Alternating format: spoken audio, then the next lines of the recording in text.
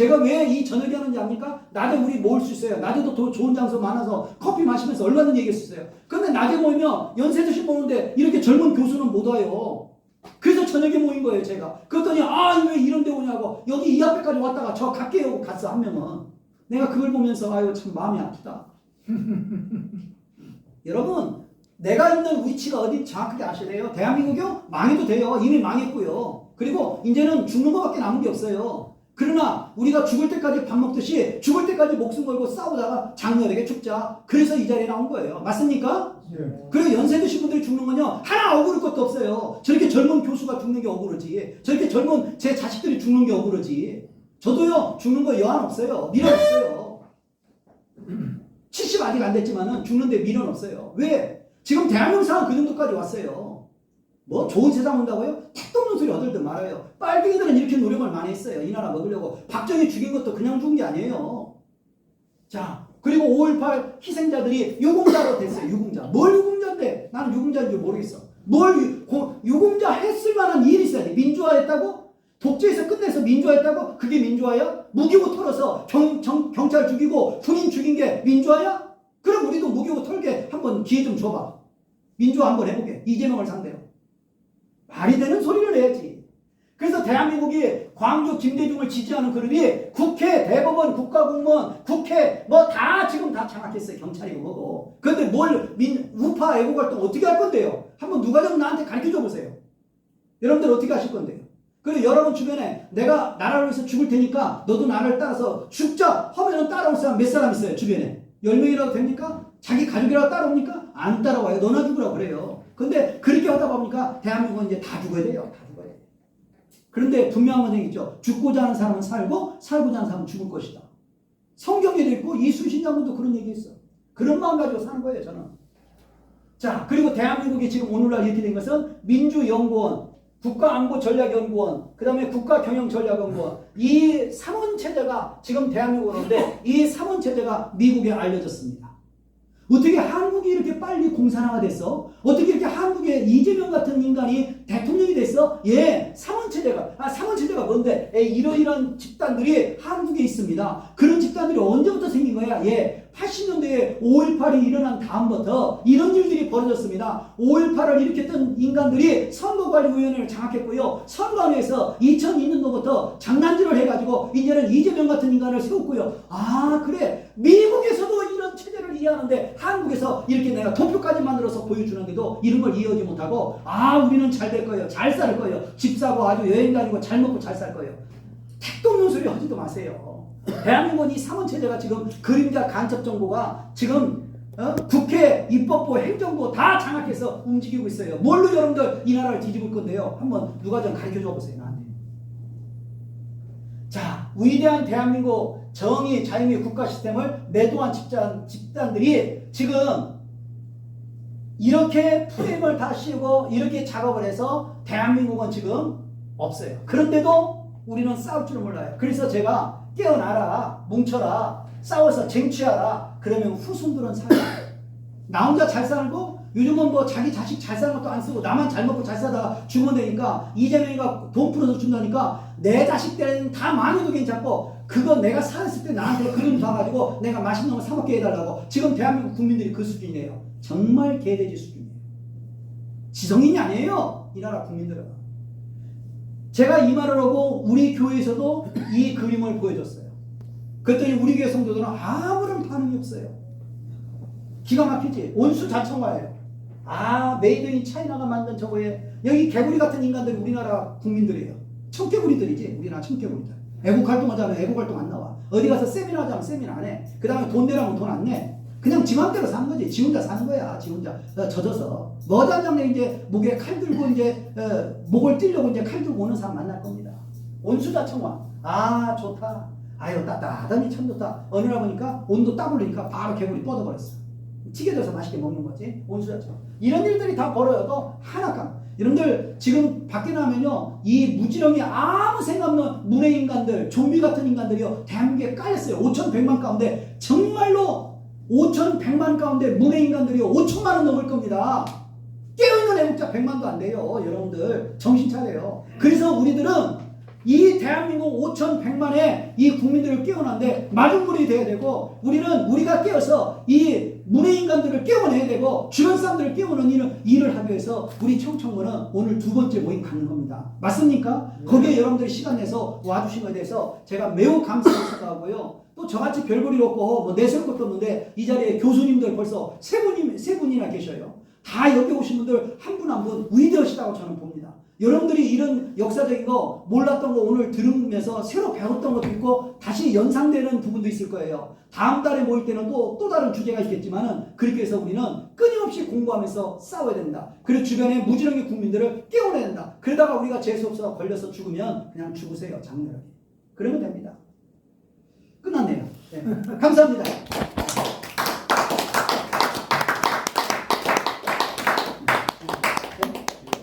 네, 뭐 이제 뭐 그다음 뭐 알았어.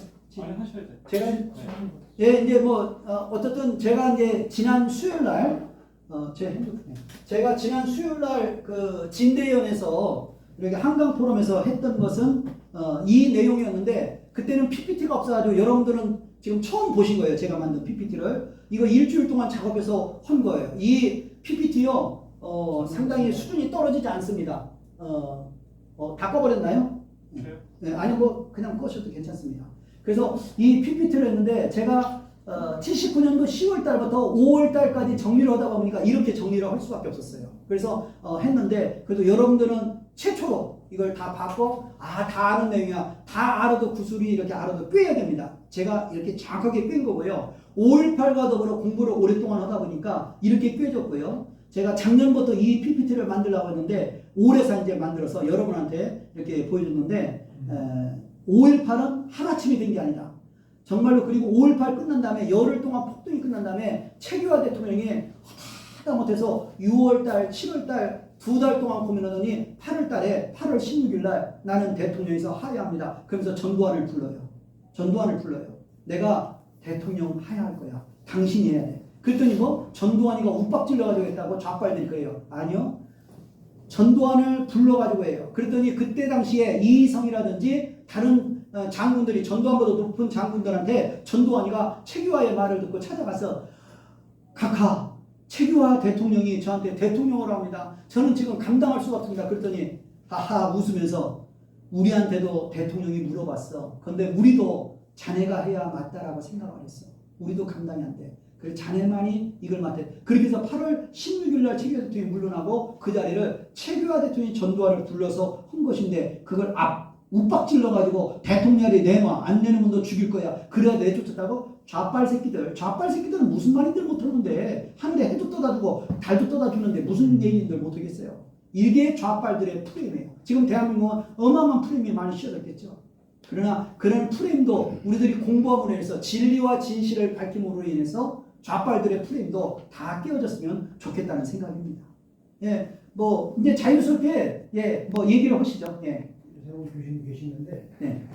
민주연구원하고 국가민주연구원 네. 세 개를 설명을 좀 해서 좋겠어요. PD를 띄워놓고. 네. 페이지 찾아주세요. 페이지. 마지막 쪽에. 맨 마지막 앞에. 그 3원 체제가요. 중국이 전 세계를 먹겠다고 전략을 세운 게 몇 년도일까요? 혹시 아시나요? 이거 다음일 거예요. 자, 이 3원 체제가요. 중국이 전 세계를 공산화시키겠다. 자기 나라 공산화가 아니에요. 전 세계를 공산화시키겠다고 중국이 전략을 세운 게 몇 년도일까요? 아십니까? 제가 지난 5월 달에 초안전을 설명했어요. 초안전을 PPT 만들어서 인터넷 방송을 제가 2주간에 걸쳐서 30분짜리 2번을 했습니다. 중국이 전 세계를 상대로 우리가 중국도 먹었으니까 대륙도 먹었으니까 전 세계를 상대로 우리가 공산화시키자. 몇 년도에 했을까요? 그런 계획을 몇 년도에 세웠을까요? 1949년. 49년? No. 등소페이 때. 등소평 때 1980년도예요. 1980년도에 중국이 전 세계를 공산화시키다라고 계획을 세웠는데 미국과 중국이 수교한 해가 몇 년도일까요? 72년 4년. 72년도 나오고 74년도 나오고 제가 알기에는 79년도인데 72년도에 키신저를 통해서 핑퐁 외교가 시작됐어요. 그리고 중국과 미국이 수교로 한 것은 제가 알기에는 79년도로 알고 있어요. 79년도에 미국과 중국이 수교를 맺고 난 다음에 미중 수교를 맺고 난 다음에 등수팽이가 미국을 갔다 왔어요. 갔다 오고 나서 웃었어요. 그러면서 미국에 가서 뭐라고 얘기했냐면은 이 미국이 이렇게 발전됐구나 하면서 우리 중국을 대우해 주니까 매우 감사합니다. 그리고 우리 중국은 홍콩이 97년도에 이제 우리한테 돌아오게 되는데 우리는 홍콩처럼 중국을 잘 개발시키고 민주화를 시켜가지고 우리도 미국처럼 잘 살기를 원합니다. 그러니까 미국에 홀라당 넘어갔어요. 넘어가서 중국에 와가지고 등수팽이 뭐냐면 내가 미국에 가니까 진짜 개발되긴 개발됐더라. 근데 우리가 이 대륙을 먹은 것처럼 조금만 노력하면은 우리가 미국도 먹을 수 있을 것 같고 미국이 전 세계를 호령하는데 미국을 먹으면 전 세계가 우리 중화민족의 손에 들어올 것이다. 그래서 자기 부대들을 모아가지고 중국에 들어서 등수팽이가 전 세계를 공산화시키기 위한 전략을 세운 것이 80년도입니다. 그 80년도부터 작업이 들어가서 호주, 그 다음에 뉴질랜드, 캐나다, 그 다음에 미국, 그 다음에 영국, 일본, 대만, 한국 이런 나라들을 다 무너뜨리면은 미국을 무너뜨리기 위해서 미국 주변에 있는 대만, 그 다음에 캐나다, 그 다음에 멕시코, 그 다음에 호주, 뉴질랜드 이런 나라들을 다 먹고 들어간 다음에 마지막에 미국을 무너뜨리면 미국이 힘을 쓰겠다. 이런 전략을 80년도부터 진행했는데 그 전략에 걸려든 것이 언제 있느냐? 우리나라하고 중국하고 수교를 맺은 게 몇 년도입니까? 한중 수교를 맺은 게 91년. 92년도. 92년도에 중국과 한국이 수교를 맺으니까 아싸 잘 됐어. 88년도에 올림픽이 열리면서 여러분들 대한민국의 올림픽이 잘 열려가지고 대한민국의 올림픽 때문에 동북권이 다 무너졌어요. 공산주의 세계가 무너졌어요. 소련이 몇 년도에 해체가 됩니까? 91년도에 해체돼요. 그리고 한국의 올림픽을 잘 치는 걸 보면서 미국을 따라간 한국이 이렇게 잘 사는 거 보니까 우리는 소련을 따랐는데 잘못된 것 같다. 그래가지고 동구라파가 동유럽이 다 무너져요.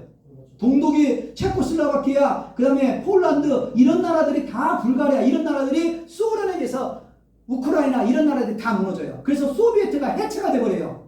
88년도 올림픽이요. 그러니까 올림픽 잘 여는 거예요? 못 여는 거예요? 끝내주게 자는 거예요. 그리고 한국에 와서 보니까 한국의 올림픽은요 전 세계가 부러워하는 올림픽이었어요. 왜? 80년도에 열린 올림픽, 84년도에 열린 올림픽, 80년도 어디에서 열렸어요? 모스크바에서. 84년도에는. 아니 왜 아는 분이 저 공부를 많이 안 하신 분 저분만 저렇게 자꾸 얘기를 하시고 여기 있는 분들은 다 멍군 때리고 계시죠? LA예요. 모스크바에서 80년대 열 때는요 서방 국가가 올림픽을 참여하지 않았어요. 열받는다고 냉전이 시작됐다고. 84년도에 러시아에서 열 때는 어디가 참여를 안 해요? 동구라파 공산진영이 안 왔어요. 그런데 88년도에는 다 모였어요. 손에 손 잡고 다 버렸어. 그걸 보면서 한국이 뒤집어졌어요. 그걸 보면서 한국이 미국 따라가서 이렇게 6.25 때 잿더미 됐던 나라가 이렇게 잘 살았구나 하면서 박수를 치면서 우리도 한국 따라가면서 소비에트가 88년도 이후로 무너지기 시작합니다. 그래서 91년도에 소련도 무너져요. 그 소련이 무너지게끔 미국에서는 레이건 때에 스타워즈라든지 수많은 공작들을 벌려가지고 소련을 무너뜨렸는데 고르바초프가 미국과 군비 경쟁을 벌이다가 스타워즈 때문에 무너지는데 스타워즈 말고도 여러 가지 일들이 벌어서 소련이 91년도에 무너지는데 92년도에 한중 수교를 하네. 잘 됐어.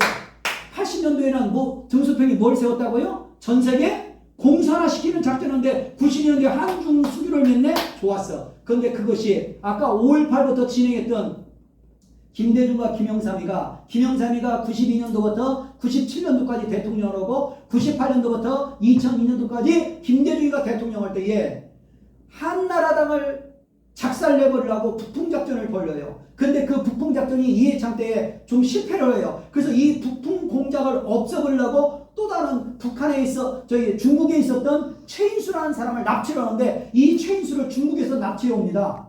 이게 청주회란 이 책에 나와요. 최인수 납치 사건. 이 책에 나와요. 이 최인수를 납치했는데 이 최인수 납치한 것이 중국에서 알아요. 왜 중국에서 우리는 이 북한에서 온 이 경찰 보위부원 최인수를 어떻게 한국에 납치해가지? 그래가지고 걸렸다. 그래가지고 이 최인수가 한국에 와서 고문당하고 있다가 다시 돈이랑 달러를 어마어마하게 받고 다시 중국으로 귀환해가지고 중국에 가가지고 돈을 물수도 쓰면서 이 주제육림에 빠집니다. 너 돈 어디서 났어? 너 어디 갔다가 다시 왔어? 그러니까 아마 내가 한국에 가서 고문받고 한국에서 다시 민증을 받고 오고 달러를 받고 왔다. 그러니까 우리들 허락도 받지 않고 중국에서 저희 한국이 중국에 온 북한의 교포를 이렇게 잡아서 니들이 갔어. 그래가지고 중국에서 초안전의 작전으로 천용택이가 국정원장에 취임하는 날, 김대중 정부의 두 번째 국정원장이 천용택이가 국정원장에 취임하는 날 한국에 있는 정보부 요원들을 중국에서 30명을 다 체포해버려요. 그렇게 체포해버리고 니들 우리말 안 들으면은 이 사람들은 다 중국에서 죽을 줄 알아. 그래가지고 천용택이가 바로 국정원장 취임식 끝나자마자 중국에 날아갈 때 김대중이가 말해요. 중국에서 요구하는 거 다 들어줘.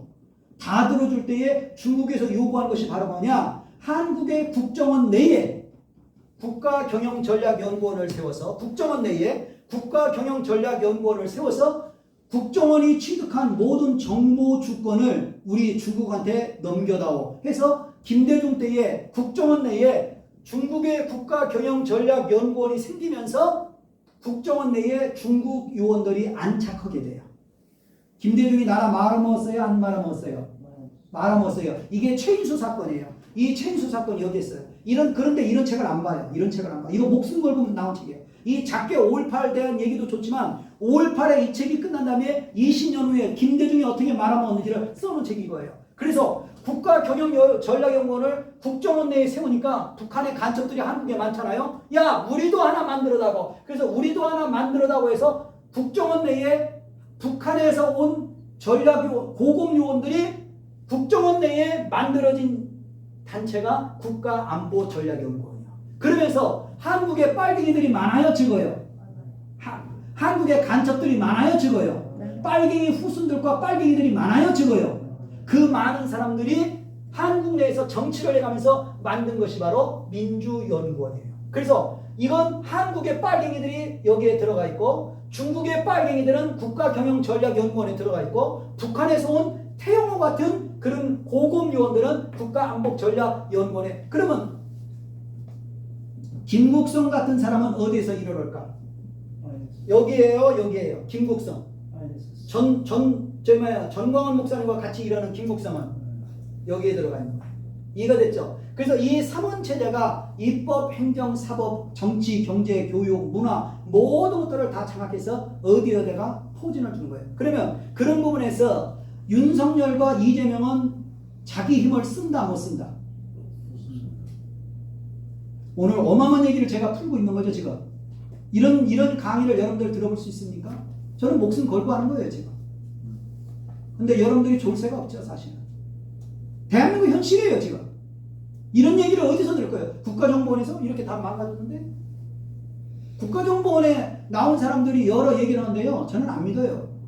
그리고 제가 벌써 6년 전부터 애국 활동할 때 국가정보원 출신들하고도 제가 활동을 했어요. 이런 얘기 안 해요. 김대중 새끼가 어떻게 국정원을 무력화시켰는지 한마디도 안 해요. 왜? 그 라인에 들어가 있으니까. 이 세 라인 안에 들어가 있으니까. 그래서 우리나라 국정원은 간첩 잡는다 못 잡는다. 그래서 제가 여러분들이 만약에 제가 아직 멀쩡하고 제가 한다면은 6월 달에 지금 79년 10월 26일부터 5월달 광주 사태가 일어날 때까지 얘기했는데 제가 다음 달에 여러분들이 또 이렇게 성원을 많이 해주고 한다면은 제가 다음 달에는 또 중요한 어떤 주제를 잡아가지고 여러분께 얘기해 주려고 그래요. 저는 일반 사람들이 들어본 얘기를 하는 것이 수도 있지만 들어보지 못한 얘기들을 많이 하고 있어요 제가. 그리고 저 같은 이런 강의는 하루아침에 할 수가 없어요. 제가 역사 공부를 30년 이상을 했기 때문에 끄집어내서 나올 수 있는 얘기들이에요. 그리고 저한테 역사 공부 어리버리한 사람들이 와서 얘기하면요 꺼져. 네 그래요. 가라고 저리 가라고. 너는 간첩이잖아. 너는 부역자잖아. 간첩 부역자. 부역자라는 말을 10년 전에는 빨갱이들이 우파한테 부역자라고 했어요. 일본의 부역자. 박정희는 일본의 부역자였다. 그런데 저는 요즘 부역자라는 말을 자주 쓰는데 너 간첩 부역자지 이 새끼야. 딱 그래요 내가. 저는 말 몇 마디 들어보면 알아요. 그게 부역자인지 아닌지. 여러분들이 앞으로 공부를 열심히 해서 대한민국의 진짜 애국자들을 만들어낼 수 있는 실력이 되기를 바라요. 내가 오늘 젊은 여자 교수님이 왔길래 너무 감사하다는데 저런 분이 우리나라의 미래인 거예요. 소망인 거예요. 연세 드신 분들 또 이 자리에 와서 저 같은 사람 성원해줘야죠. 연세 드신 분들이 와서 이 자리에 앉아서 참 사무총장 잘한다. 아무개 참 잘한다. 이렇게 해줘야 제가 기운이 나죠. 연세 드신 분들이 하는 역할은 그러니까 뭐 엎드려 절합니다. 그리고 젊은 사람을 길러내요. 나는 질문 드려도 되겠어요? 예, 또 하세요. 예.